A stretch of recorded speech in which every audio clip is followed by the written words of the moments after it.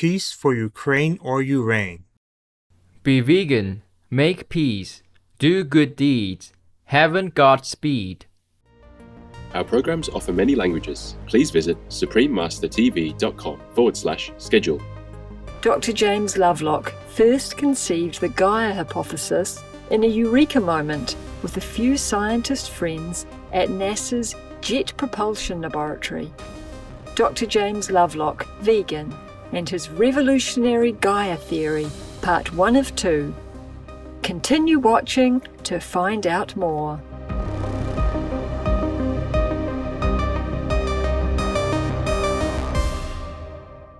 Don't worry about COVID-19, just make war. Then you will suffer much more horribly here on earth and forever in hell.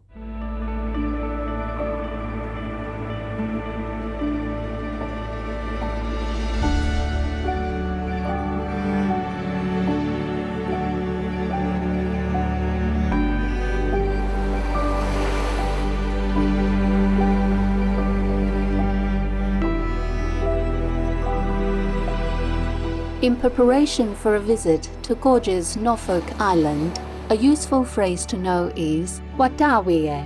That's hello in the Norfolk Creole language. Beloved viewers, I'm Evera.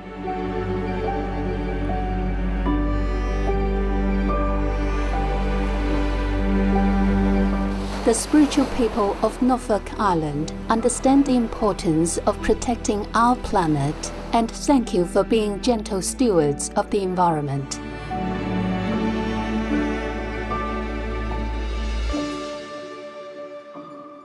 Welcome to part 1 of a 2-part series entitled Dr. James Lovelock, Vegan, and his Revolutionary Gaia Theory.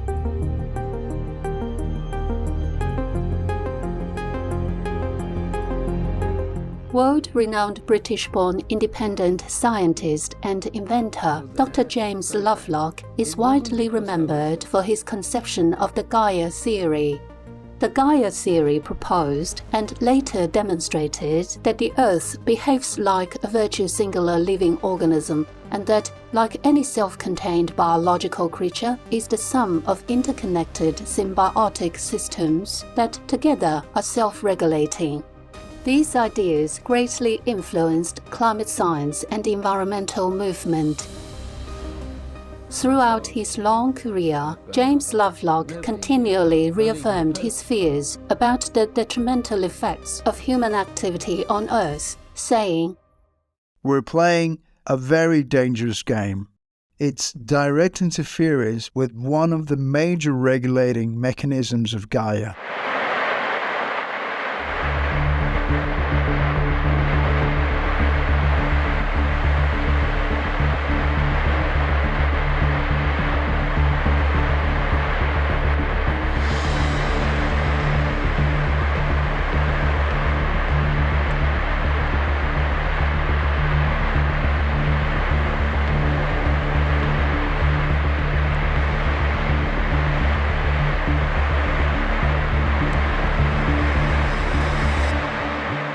Early in his career as an inventor, Dr. Lovelock had built the leading-edge electron capture detector, which became invaluable in measuring air pollution.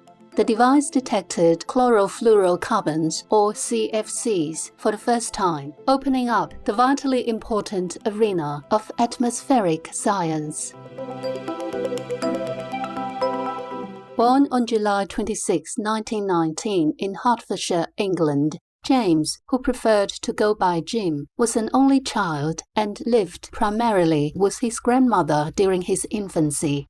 His father had a very instinctual knowledge of the natural world and took Jim on trips out in nature. I learned from him a respect for living things.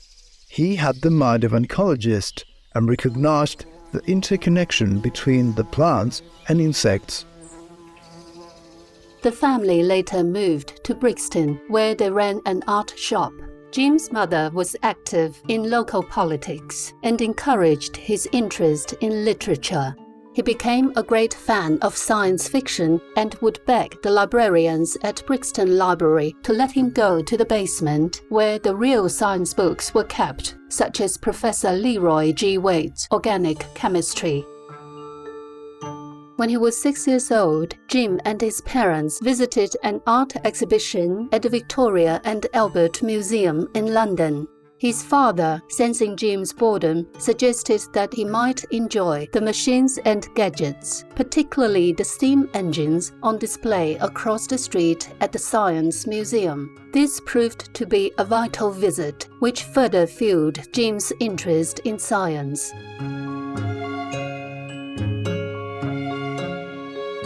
Despite his avid fixation with scientific knowledge, Jim was uninterested in school. He developed a love of poets like William Wordsworth, whose glorious wonderment for the natural world proved another source of inspiration. At around 13 years of age, Jim enjoyed discussing quantum physics literature, such as Astronomy and Cosmogony by Sir James Hopwood Jeans. Other schoolmates began calling him the mad scientist in jest. Jim's mother had enrolled him at the local Quaker Church Sunday School, where one of the teachers was an amateur astronomer. His association with the Quaker Church would later influence his decision to become a conscientious objector during the early years of 1939. Jim's family couldn't afford to send him to university. Luckily, he got a job in the photographic industry involving the chemical processes used for film development. This was an ideal place to practice a wide range of scientific skills, and his boss sponsored his evening studies at Birkbeck College. Jim eventually decided to concentrate on chemistry rather than his preferred physics, because he experienced what he called numerical dyslexia, which hindered his ability to fully deal with the predominantly mathematics-based subject. Discerning that the only way forward was to get formal qualifications, Jim had saved just enough money to attend Manchester University. Surviving primarily on baked beans, he graduated with a Bachelor of Science degree in chemistry in 1941. From 1942 to 1945, Jim worked for the National Institute for Medical Research, or NIMR, conducting studies on soldiers' exposures to burns. He refused to use animal people in these experiments, preferring to burn his own skin instead, despite the pain. During a conversation with science editor Tim Redford, Dr. Lovelock stated, "They're taught biology at school and they have to carve up living frogs and things like that as part of it. At least they used to in my time. And I found this utterly revolting and wouldn't do it.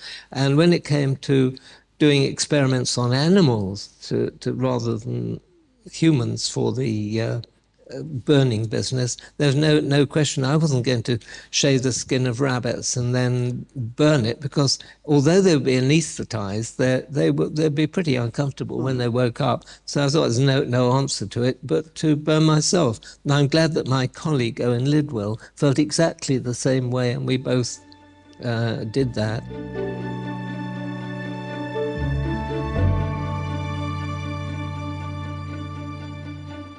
Vegan, cause we cannot live in the killing field of energy.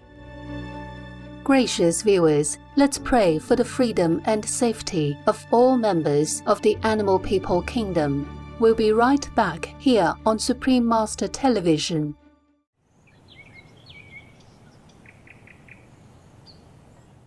Welcome back to Dr. James Lovelock Vegan and his revolutionary Gaia theory, part 1 of 2.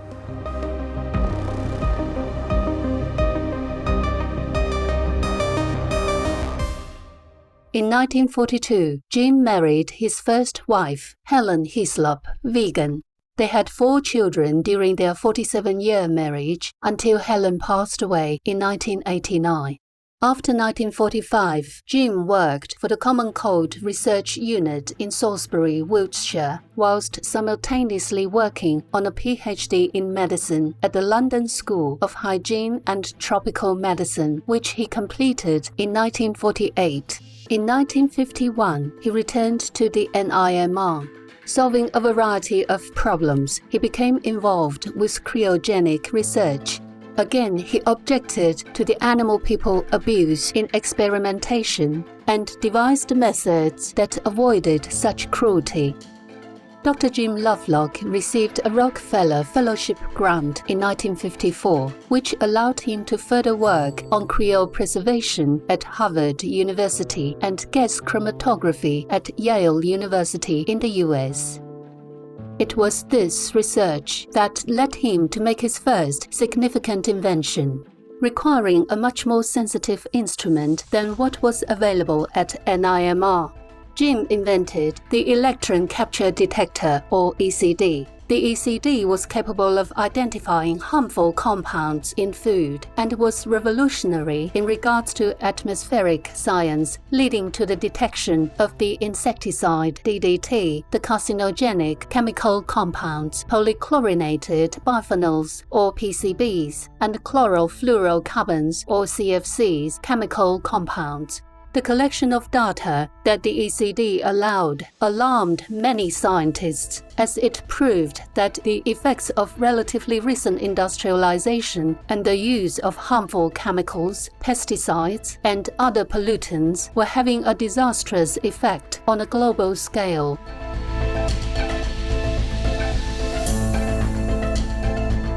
Dr. Lovelock's own research on the effects of CFCs showed these as the cause of the accelerating depletion of the ozone layer.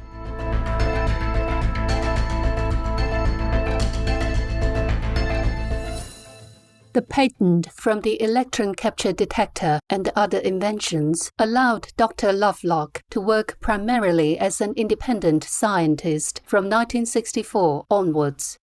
After receiving a doctorate in biophysics from the University of London in 1959, and while serving as professor at Baylor University in Houston, Texas, USA during the early 1960s, news of Dr. Jim Lovelock's ECD invention reached NASA's Jet Propulsion Laboratory. NASA was quick to utilize his expertise in atmospheric detection for the Viking space probe.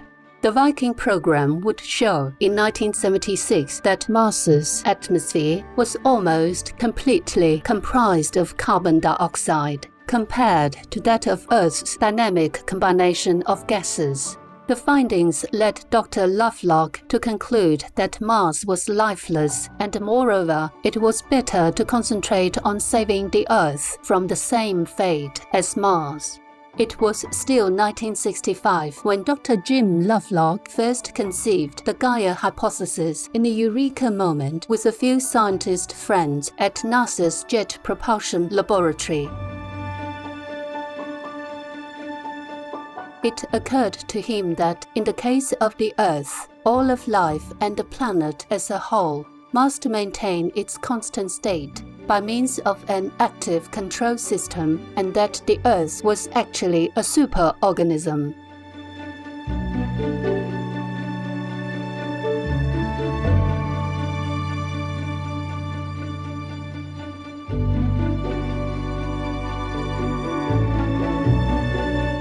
And it then came to me instantly, well, if the organisms can regulate gases in the atmosphere, then they can regulate the temperature. Famous astronomer Carl Sagan extrapolated on the faint young sun paradox with Dr. Lovelock's theory explaining why the Earth had not heated up in proportion with the sun's ever-increasing temperature, a 75% increase over the last 4.6 billion years. Around 1968, James's author friend William Golding suggested he should give his hypothesis a name, proposing Gaia in reference to the Greek goddess of the earth. With gratitude for Dr. Lovelock's significant discoveries, we look forward to learning more. Indeed, Dr. Jim Lovelock's lifelong research serves humanity for a brighter future if we would just listen. For more information on Dr. James Lovelock, vegan, please visit jameslovelock.org. Only the animal killer cannot relish the message of the absolute truth. Such sinful persons will be eaten by the same creatures they have killed in this world. The Vedas, Hinduism. Luminescent viewers, thank you for your devoted company today. Join us again on Sunday, March 19th for part 2 of Dr. James Lovelock, vegan, and his revolutionary Gaia theory. Coming up next is A Gift of Love, simple and nutritious cooking with Supreme Master Qinghai, vegan, savory sauté bean curd sheets with persimmon and vegan banana fritters, part 1 of 2, right after noteworthy news, here on Supreme Master Television. May divine light guide you always. Russia, leave Ukraine or you reign now. Peace be with you too. Be vegan, make peace, do good deeds, hell not reach. Our programs offer many languages. Please visit suprememastertv.com/schedule and suprememastertv.com/MOS. Nos programmes offrent plusieurs langues. Veuillez visiter suprememastertv.com/schedule et suprememastertv.com/MOS. Nuestros programas ofrecen varios idiomas. Visiten suprememastertv.com/schedule y suprememastertv.com/MOS. 저희 방송은 다양한 언어를 제공합니다. 다음을 참고하세요. suprememastertv.com/schedule 그리고 suprememastertv.com/MOS